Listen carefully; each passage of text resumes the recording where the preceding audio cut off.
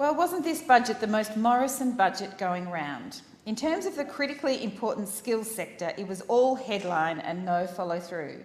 We saw the big splashy headline, job maker, job trainer, saves the day, photos of the Prime Minister in hard hat and high vest, viz vest.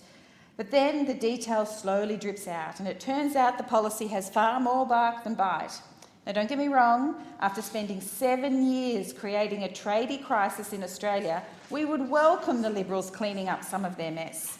Since COVID-19 hit, the need for help has been more urgent than ever.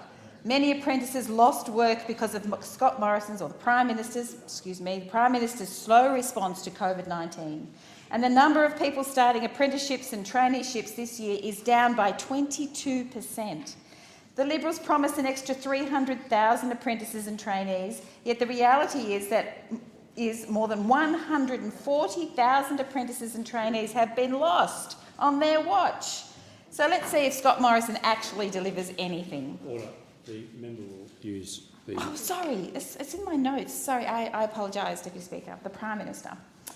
Their budget commitments don't go close to making up for 7 years of Liberal Party failure that's seen more than $3 billion cut from TAFE and training, more than 140,000 apprentices and trainees gone, and widespread tradie shortages, including carpenters, plumbers and metal workers. As part of their budget, the government announced wage subsidies for 100,000 new apprentices, but have since said that employers will be able to collect the wage subsidies for existing employees. So my question to those who sit opposite is how many new jobs will actually be created? And the gap between the wage subsidy schemes means businesses that hired apprentices or trainees between June and October are excluded from the support. Why don't those businesses that took a risk and created jobs for new apprentices and trainees in the middle of a pandemic get a helping hand? The program is meant to support 180,000 apprentices and trainees, but almost halfway through, only 90,000 or so are receiving support.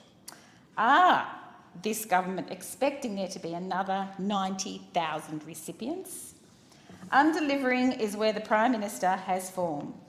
We know from previous budgets the Liberals have failed to spend over $1 billion of their own TAFE and training budget over the past 5 years.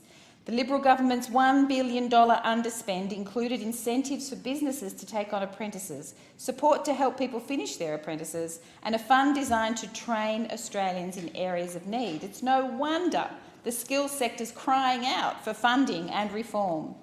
On to a second point I'd like some answers on. The Liberals' much-promoted industry training hubs.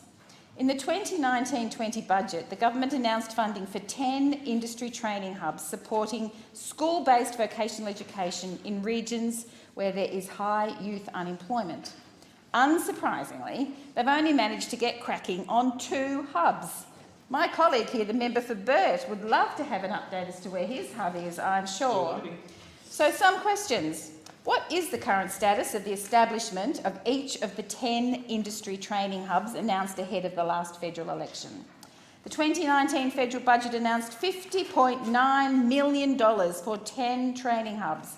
How much of this has been spent to date? Why have there been such significant delays in getting these training hubs up and running? Now's the time for the federal government to be investing in training and jobs in suburbs and areas which need extra investment to insist our kids to get jobs, but there's nothing in this year's budget for these hubs. Your only track record, or their only track record, on the skills sector is less money, less apprenticeships and traineeships, less money for TAFE. You love a good headline, but they don't seem to ever actually deliver on their promises. There was not a cent in budget for TAFE. They have spent 7 years neglecting our TAFE and training system, 7 years ignoring the vital role TAFE plays in the growth of our young people and the vital role it plays in the growth of our economy. They have spent 7 years cutting funding while also underspending the meagre amount of promise to the sector. Rebuilding our skills and training sector will be crucial to getting the economy going again. At a time when we as a nation are screaming out for skilled workers, it is a travesty that this government has neglected the vet sector and neglected our youth.